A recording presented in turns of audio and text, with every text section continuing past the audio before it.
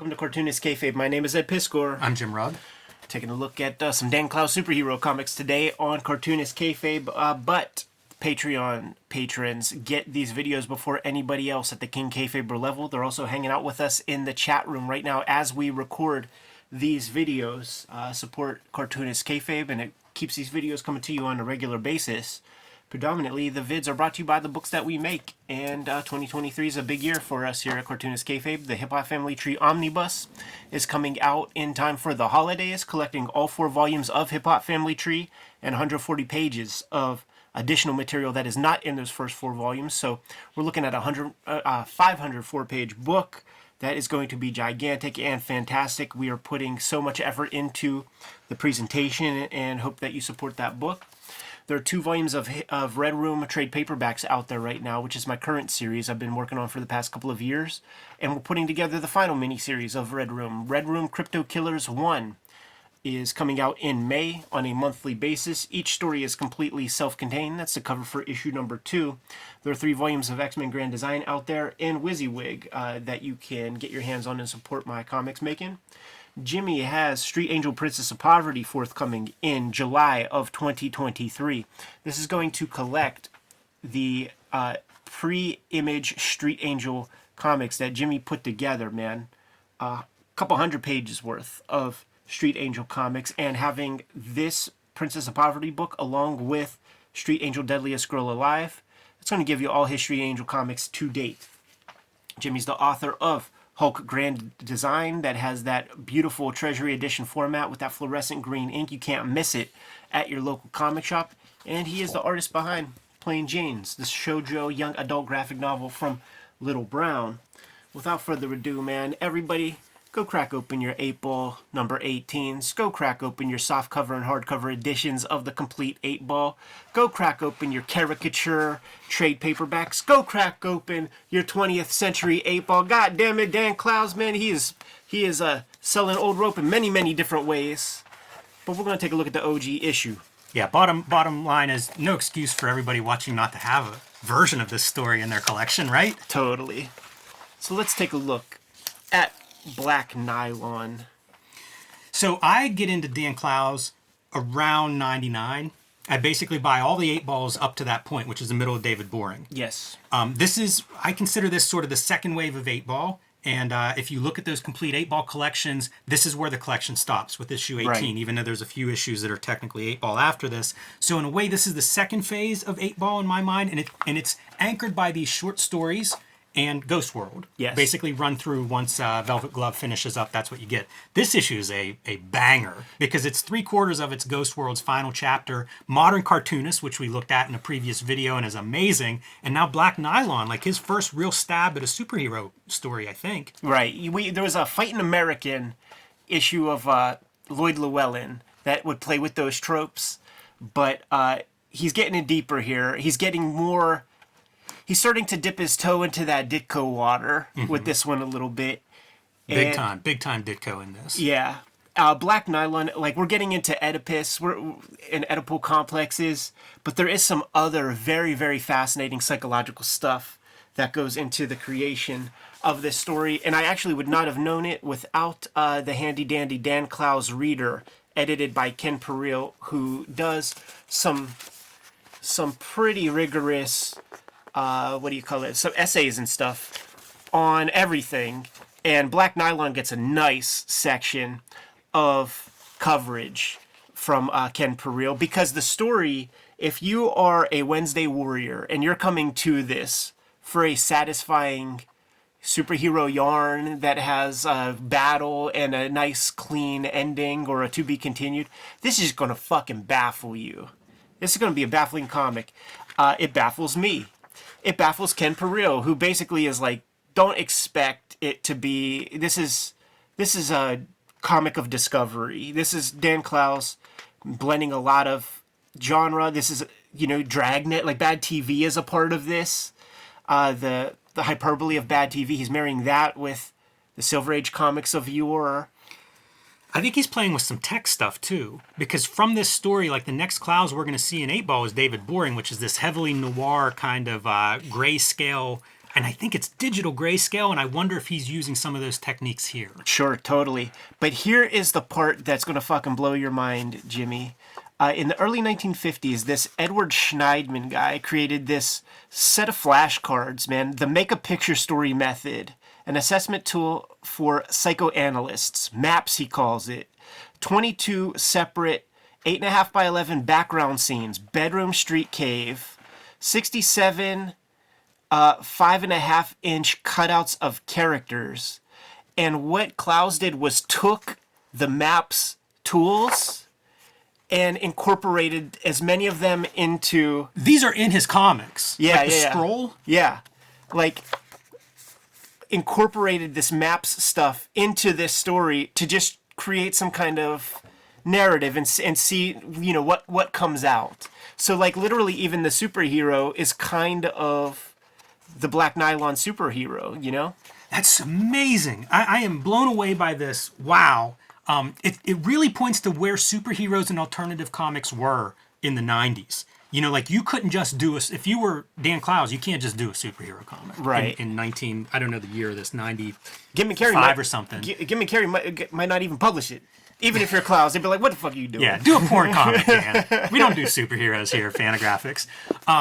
That's an amazing piece. Like, yeah, I would have no way of knowing that. But it does point to Clowes as like using a lot of methods in building his stories. You know, like he's done stories that are dream kind of inspired.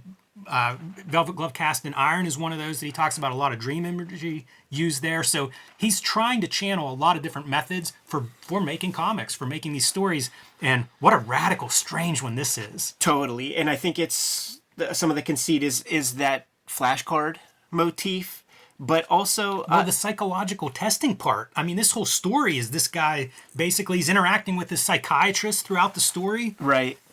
Fascinating. The funny thing too, man, like once you realize that the whole point of those flashcards is to make a story with that, and then to have a psychoanalyst dig into you. So like this is Clowes doing his version. He just doesn't have. He has drawing skills, so he doesn't have to do paste up or rearranging things on a mood board.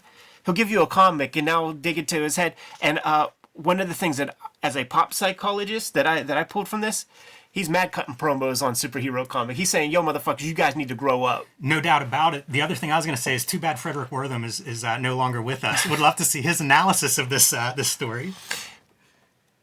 Inspiring the next generation of independent cartoonists to be so fucking voluminous in their text, and their text does not read like this Dan Clowes text, that so much of like superhero comics, it would often be explaining what you're showing in the imagery. And at best, the captions might communicate a sense that you couldn't see on the page. So like they would talk smell or feeling or something like this.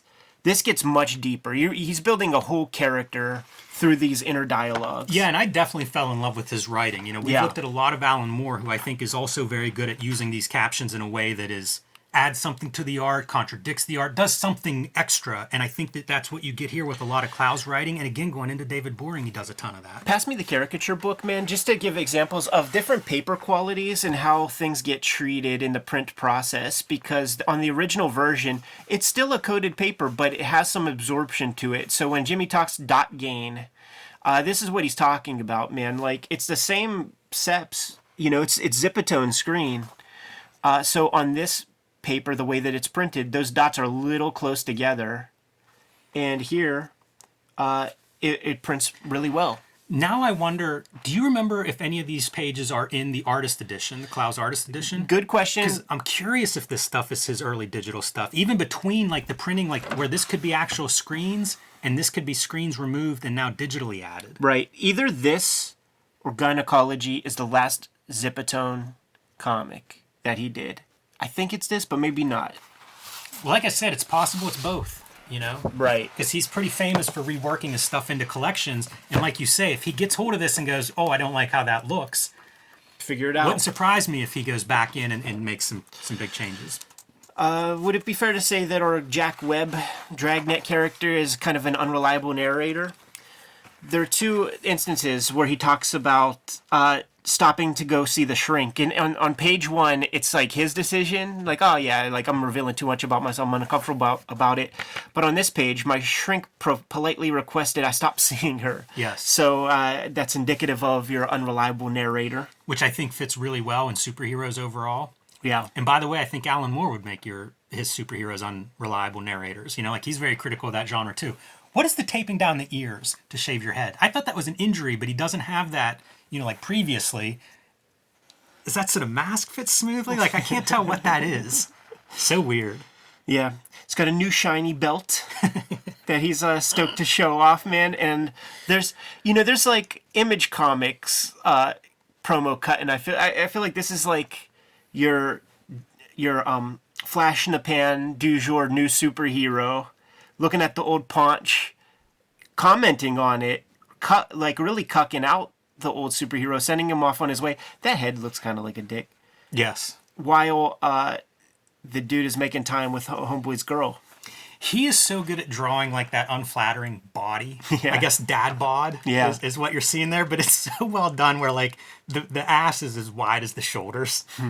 Not a flattering look on your superhero. Such precision in the drawing. Love the objectification here. We're objectifying the woman, which is common to superhero comics, but we're also objectifying just the superhero. Like, we're not seeing any real like personage there. It's just bodies. Right. Very nice page layouts throughout this story too. Totally. Goes to visit this lady who he has done a favor for in the past, got her deadbeat husband to pay alimony, and so she owes him one. And then he realizes, you know what, I don't think I actually got him to pay up. And then when he shows up, it's implied that he's at least the father of one of those kids we see in the background. Right. Like, he's the deadbeat dad that's not paying the alimony.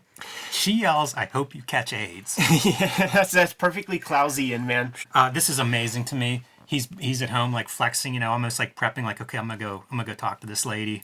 We're gonna go rekindle this old job that I had with her. But it's also like every ad in a superhero comic for like, build your body up, skinny, you know, don't get the sand kicked in your face anymore. Totally. Posing in front of a mirror. Very, everybody watching this video has done that.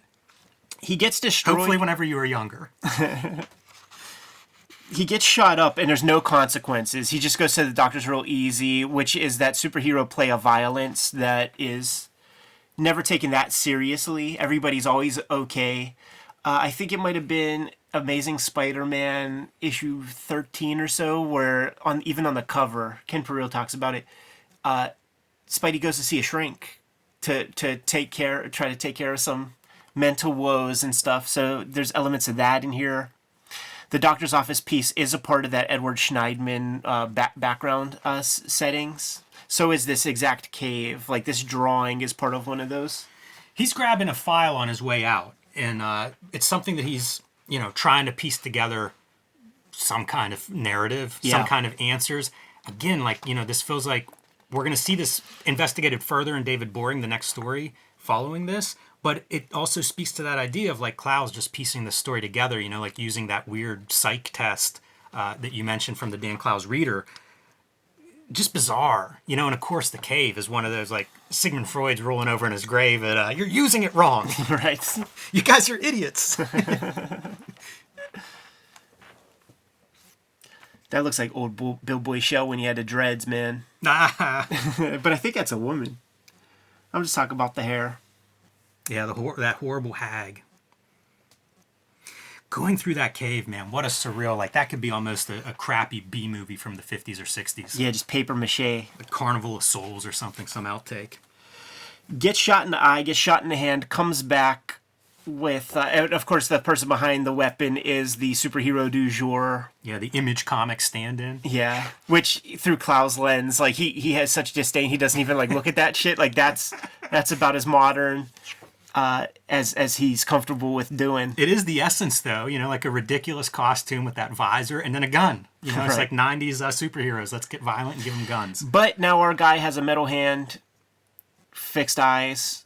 This background is exactly from that Schneidman stuff, as he looks off. Infrared goggles and a mechanical hand that could crush a man's skull like a beer can.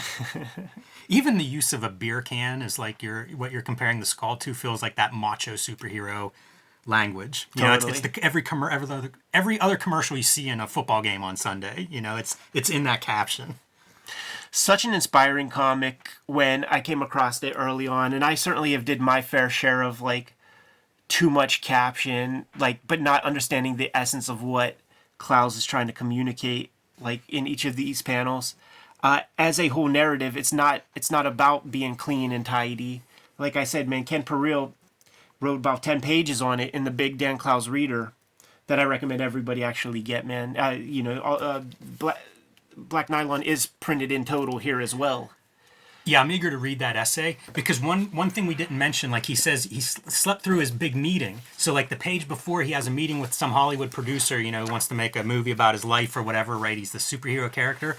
And through the lens of everything you've contributed here, Ed, or Ken Peril has contributed to this, Yeah. it makes me think like this is cutting that promo on the arrested development of a bunch of like comic book obsessed adult men. Right. You know, like this guy has missed all this different stuff. He messed up his kid's life, not there for that. Messes up the meeting that maybe would actually contribute to his success because, you know, he's too busy running around in caves with his costume on. Let's give you the big headlines, man, of 6 interpretive frameworks. 1, Black Nylon plays with the conventions of the superhero genre in order to mock it. Check.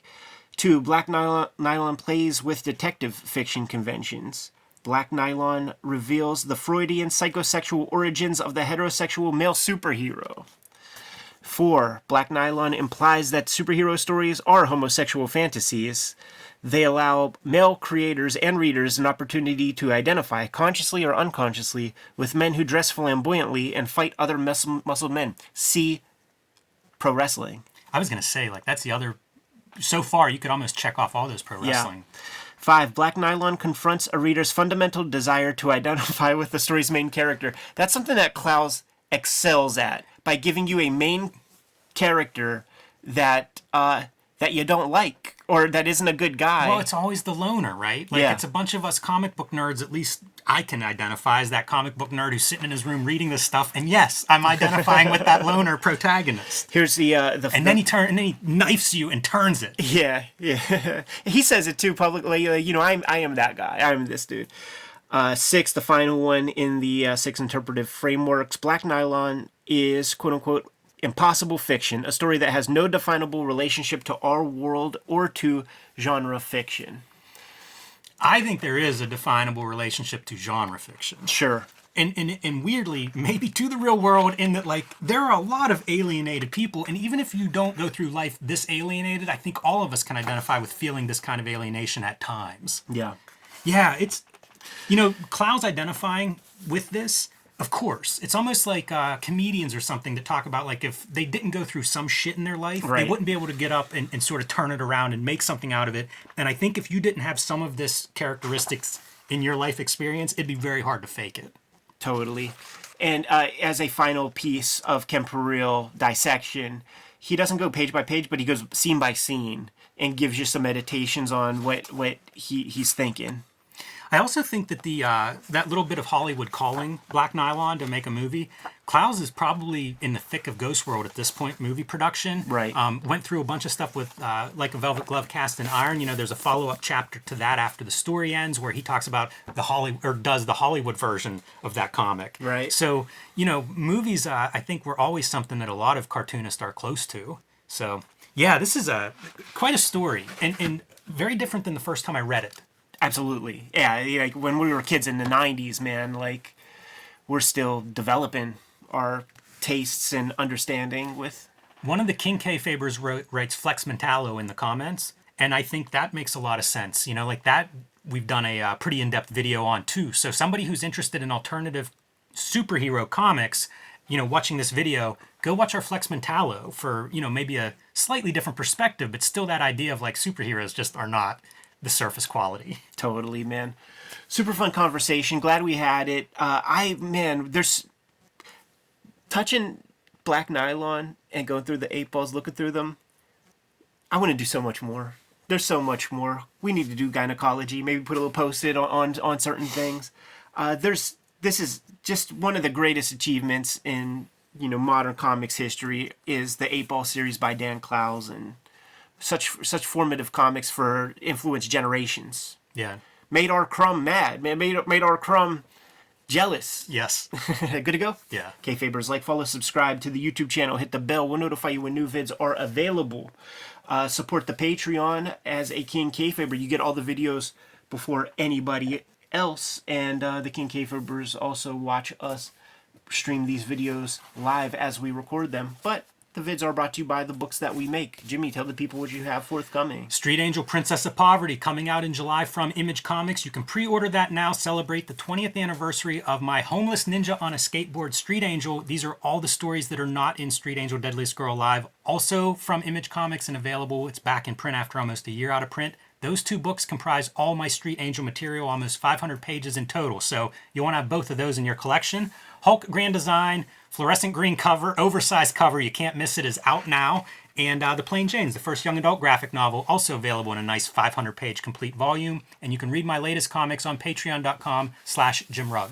The Hip Hop Family Tree Omnibus comes out in 2023, collecting the 4 volumes of Hip Hop Family Tree that are out there right now, plus 140 pages of additional material. We're looking at a 504-page giant big book coming out in time for the holidays. Support the comic and keep these vids going on a regular basis. There are 2 existing volumes of Red Room trade paperbacks out there right now, but we're starting the 3rd series in May. Red Room Crypto Killers 1. Going to hit the stands and come out to you on a regular basis. Each story is completely self-contained. That's the cover for issue number 2.